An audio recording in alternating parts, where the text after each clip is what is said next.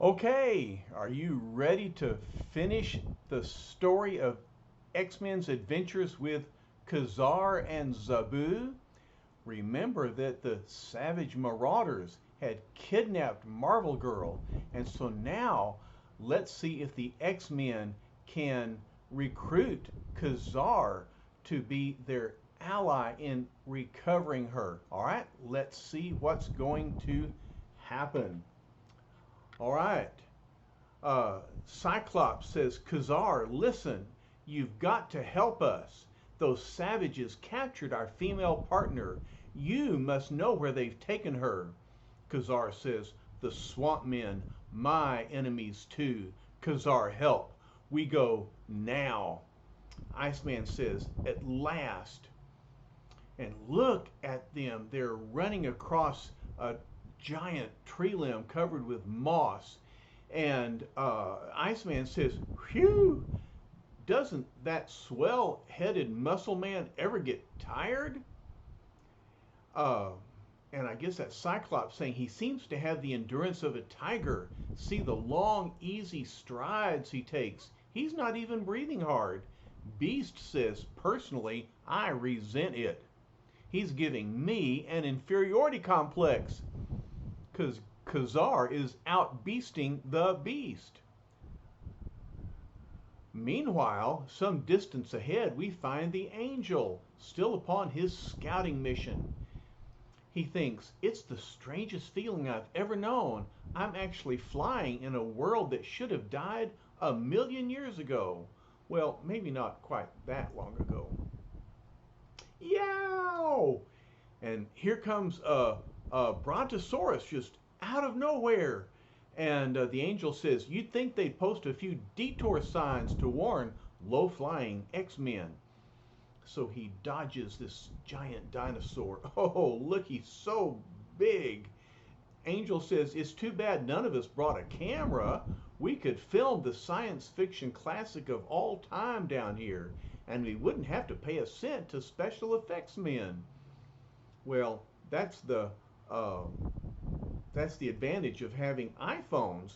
We always have our cameras with us, but not back then.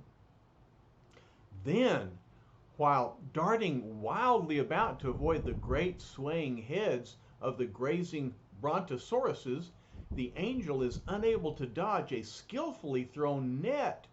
Oh no, I've flown out of the frying pan into the fire. Look, this net has captured the angel. Moments later, Warren Worthington III, son of one of the America's wealthiest families, is a helpless captive of the swamp men in a lost world that time forgot. He thinks, ooh boy, how will the others ever find me now? And so these swamp men now have two X-Men captured, the Angel and Marvel Girl. Angel thinks this must be their city, a primitive walled enclosure in the heart of the swamp. Jean, they got you too? Then what about the others? Marvel Girl says they're safe as far as I know, but they intend to make sacrifices out of us. Look at these savage men, and here's some kind of guy dressed up as a lizard. Then, as the captives are led to the top of a strange pyramid, Angel says, Jean, listen, use your telekinetic power on your ropes to unravel them. Jean says, I thought of that, but I can't. They're covered with pitch. They won't unravel. Angel says, well, we've got to think of something. They're not making us take this climb for our health. Finally, upon reaching the top, the swamp men descend once again, leaving their two helpless captives alone as two massive stone doors slowly creep open. Jean says, listen, did you hear that roar from down there? It's coming closer. Warren says, easy kid, try to stand behind me. Let me face it first. What is it? What's going to come out from underneath those doors? Oh no! slowly, menacingly, a huge, awesome form begins to appear. The massive, titanic form of Tyrannosaurus Rex. Rex? You mean he's got the same name I do? I'm named after a dinosaur. I think not. All right, but nonetheless, this is the largest of the carnivorous dinosaurs. They call him Rex because he's the king of dinosaurs. Warren says, Gene, don't panic. We still have a chance. But Gene is panicking. Oh no, no. Well, I'd panic too. Oh my word. Angel says, they didn't have time to put pitch on my bonds. Take your eyes off that monster. Concentrate on my ropes. Quickly, you've got to untie them telekinetically. Now. But he thinks, she's almost numb with fear. I've got to snap her out of it. We've only seconds left. He says, Gene, think of the others. They need us to warn them, to stop them from coming closer. All right, so use your power for some good.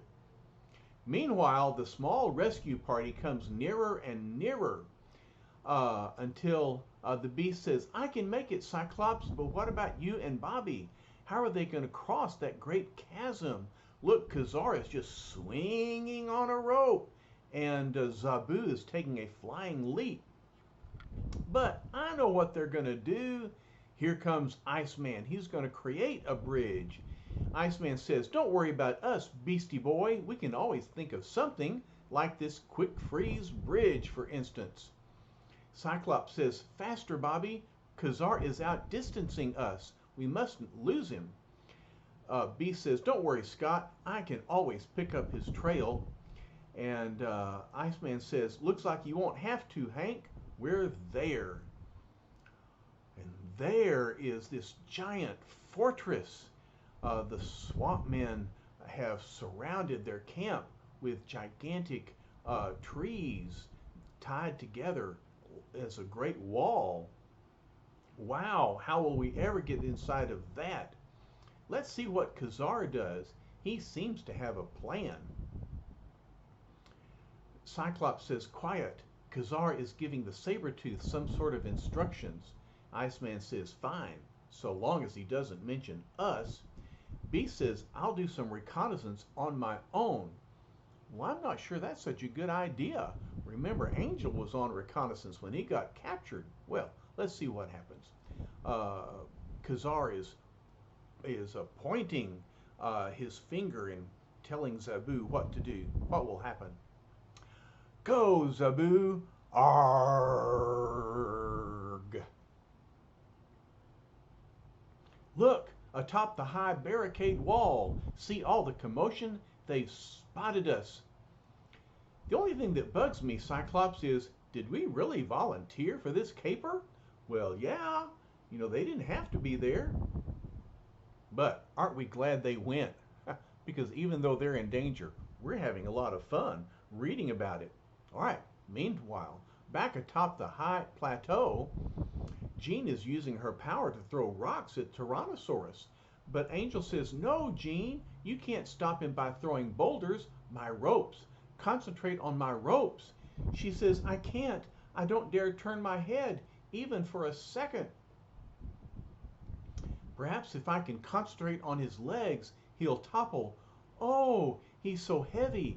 But I upset him for a moment. Well, look, she used her telekinetic power to knock over that gigantic dinosaur. Now, she says, I can turn to you. At least you can save yourself, Warren. There, now hurry. Fly and warn the others. Tell them of the danger here.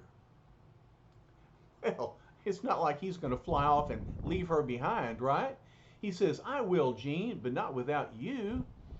Jean says, no, you're too weak. Your wings are cramped from being tied so long. You can't. Warren says, but I've got to try. I could never leave you behind. But, ugh, I couldn't get altitude fast enough. They grabbed my legs. But we won't give up. I'll drag them into the air too, if I must. At that very moment, a lone figure runs up the sheer side of the high stockade wall, dodging the rocks which come flying down at him with the skill of a born mutant.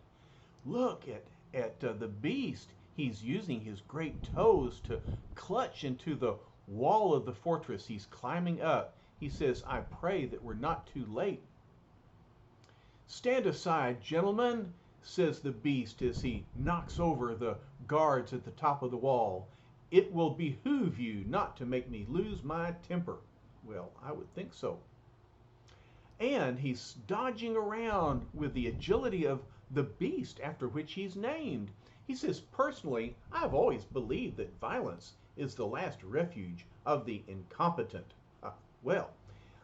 Look at them. They're poking at him and they're threatening him with swords.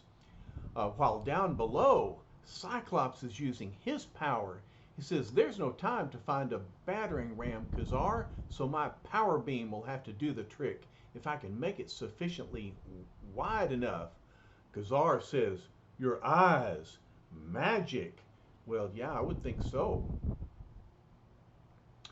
But although Cyclops succeeds in blasting a large enough entrance hole, he learns that it still would be death to try to use it. And here comes a gigantic mace sword combination. Wow, that looks pretty mean. Ka-Zar says, back. And then here comes another sword. These are really fantastic swords, aren't they? Ka-Zar says, your magic, too weak. Only Ka-Zar is Lord of Jungle. Cyclops asks, what are you going to do? Instead of answering, the jungle monarch again emits a spine-tingling, ear-splitting roar.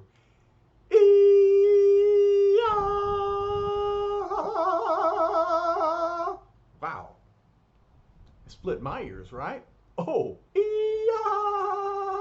and here, look, he's calling a bunch of mastodons. He says, from the edge of the swamp behind them, the roar is echoed back again from the throats of a herd of charging mastodons, led by a snarling, speeding, saber-toothed tiger. So here come the mastodons. Here comes Zabu. Here comes Ka-Zar. Wow. What's going to happen next? Crash! They knock down the wall. Nothing erected by mere mortal man can withstand the fury of such an onslaught. And so the walls come crashing down. Cyclops says, you're a mighty handy fellow to have in a pinch, Ka-Zar, but now I've got to find Marvel Girl. Ka-Zar says, run, swamp men, flee the might of the Jungle Lord. Well, if I were a swamp man, I'd be heading for the hills, or at least the swamps. Oh my word, look at this onslaught. No mere words of ours can do justice to the fury of Ka-Zar's attack, so we'll attempt no such written description. But let's look. Here's Ka-Zar. He's flinging away one of the savage men. Iceman is using his power to wrap up a bunch of them all in a big snowball, and he's pushing them away. Meanwhile, up here, Cyclops is using his powerful eye beams to knock away several others. Marvel Girl says, Angel, look, a saber-toothed tiger. Whatever you call it, Jean, says the Angel. It's a lifesaver. We couldn't have held them off much longer. And so the saber-toothed tiger comes and scares away the swamp men. Cyclops says, Jean, you're all right. Thank heavens you're not harmed. You're safe. Marvel Girl thinks, is that the normal concern of a leader for an ally? Or do I detect another note in his voice, one that I've been longing to hear? Oh my, it's romance. Well, Angel says, I'm okay too, Cyclops, or hadn't you noticed? Cyclops only has eyes for Jean. All right, Marvel Girl says, how did you find us, Scott? Scott says, we have Ka-Zar to thank for that. Ka-Zar? Well, look at the top of that pole. It's the beast. He says, will someone kindly extricate me from this precarious perch? Here comes the angel. He says, hold on, Hank, I'll get you. How did you get up there, Mr. McCoy? That's a good question. He said, I'm not sure. One minute I was holding a multitude of foes at bay, and then the next thing I knew, instant embarrassment. Hank says, if you don't stop mouthing off long enough for me to get a good grip on you, it'll be instant kerplunk. Well, that's not likely. And the beast says, alas, conversation is a dying art among today's youth. Finally, the battle won. Ka-Zar leads the weary X-Men back to the point of entry to the surface world. And there they all are. Beast says this was a charming place to visit, but I wouldn't want to live here. Yeah, I would think not. Cyclops says, we came here hoping to find a true mutant, but the professor was right. Instead, we have found a true friend, Ka-Zar. So look, there are all our heroes. Beast, Iceman, Angel, Marvel Girl, Cyclops, Ka-Zar, and don't forget Zabu, the Sabretooth. Cyclops says, perhaps you do not understand what my words mean. But Ka-Zar says, no talk. Your world above. My world jungle. Only Ka-Zar is Lord of the Jungle. You go, no return. Angel says, friendly sort of fella, isn't he? Cyclops says, in a way, it's lucky he's not a mutant. We'd have our hands full persuading him to return to America with us. Then, no sooner had the X-Men entered the tunnel than Ka-Zar signals his mastodons. Boy, they're handy characters to have around. And the entrance is hidden behind tons of crashing boulders. Thus, we leave the Jungle Lord with his victory cry reverberating across the plains of the world that time forgot.